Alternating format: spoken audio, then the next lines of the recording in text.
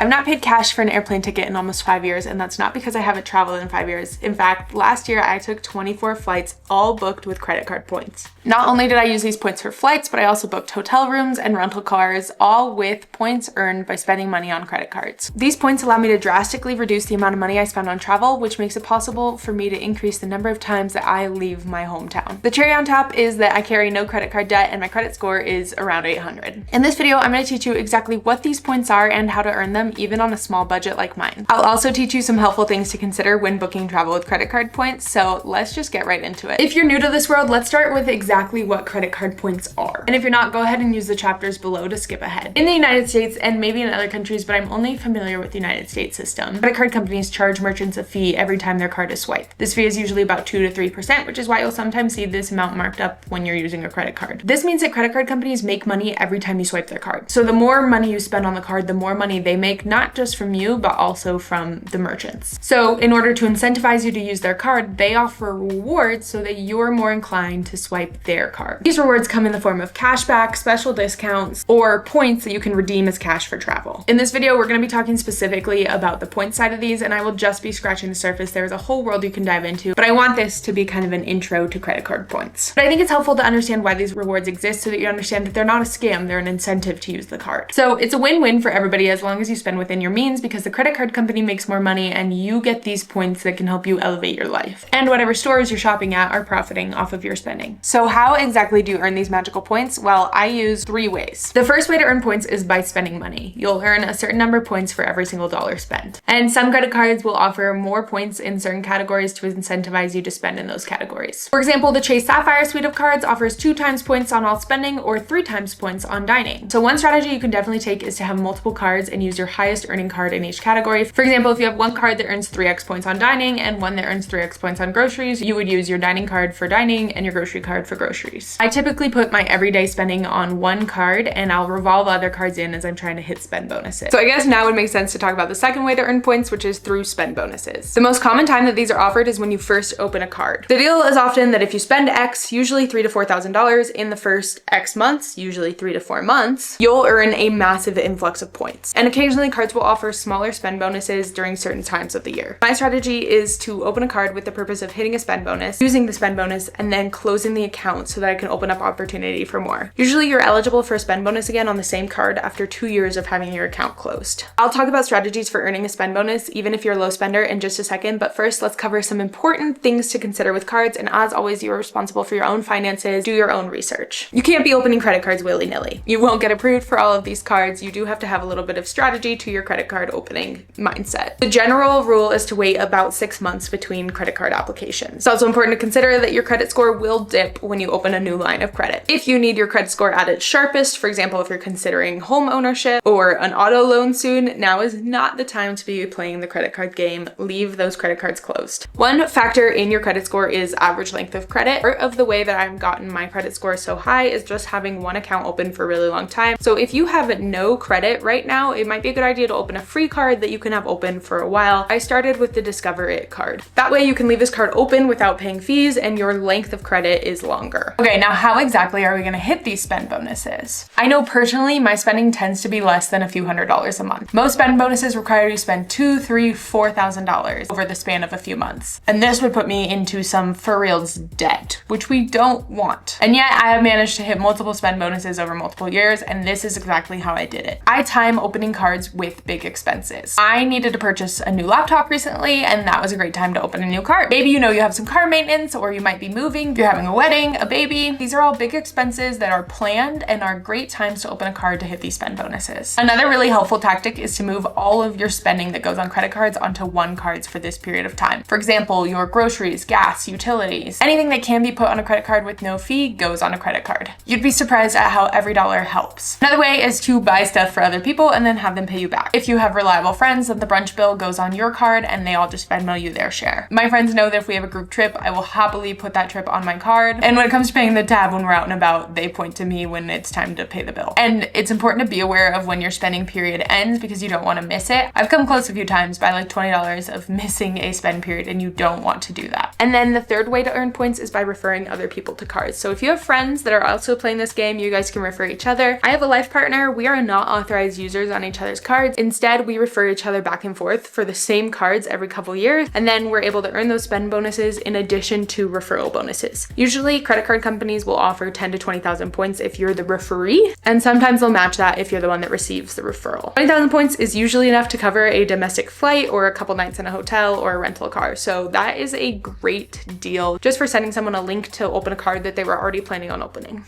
I have my codes below, so now that you've earned a boatload of points, how exactly are you spending them? If you have a non-specific travel card like any of the Capital One or Amex or Chase Suite cards, then you can book travel through their portal or transfer points to transfer partners. If you're planning to book any part of your trip in cash, you can earn extra points by booking through the portal, often 5 to 10 time point bonuses. But if you're booking with points, odds are you'll find a better deal direct through the company's platform. For example, if I want to book a United flight with points, it would make more sense for me to transfer my Chase points into United and book directly through their platform than to book with points on Chase's portal, because oftentimes United has a better deal directly on their platform. So it's important to know who is a transfer partner with each of your cards, and occasionally some of the smaller companies will offer bonuses to transfer your points to them. So you might be able to earn a 50% point bonus to transfer to one of those companies. So it's important to keep an eye on that. Now, some people treat their miles like gold, and they only spend their miles or points if it's absolutely an amazing deal that they couldn't get in cash. I treat my points as money that I don't have. I wouldn't be able to take these trips if I didn't have these points, and I'm okay spending them. A good deal is just the cherry on top. I also know how to earn points, so I don't have too much of a scarcity mindset around them. Finally, where do you even start when it comes to picking a new credit card? What you're looking for is the best value for your personal spending habits before you open any cards at all. There are often multiple tiers to credit cards that offer varying perks depending on what level you're at. Higher level cards often come with annual fees. I personally have a sinking fund for my annual fees, but I also intentionally choose cards that give me more value than the annual fee itself. So here's some things to consider. First, it's important to not get swept away by the perks. If you're not already using the perk, then you won't be saving money when the card gets opened. For example, one of my cards comes with the perk of DoorDash Premium. I don't already use DoorDash, so this is not a perk that I consider in negating the cost of the annual fee. But sometimes a higher tier card does have perks that make it equivalent to the cost of a lower tier card. For example, the Capital One Venture X card costs $395 a year, while the Venture card only costs $95 a year. But the Venture X card has a once yearly travel credit of $300. So right there, the cards cost the same amount, as long as you're going to use that travel credit, which you're here, so that means you're planning to use your cards for travel. One of the big things I like about the Venture X card is it offers you lounge access to the Capital One lounges, as well as a Priority Pass membership, which gets you access to Priority Pass lounges. They aren't so great domestically, but are wonderful internationally. In these lounges, you get free beverages, including alcohol, free food, as well as a quiet, relaxing place to stay in the airport. And since airport food is so expensive, we save so much money every single time that we go to the airport because we never spend money on food at the airport. So yeah, like I said, those Priority Pass lounges aren't wonderful domestically, but you could also become a lounge snob if you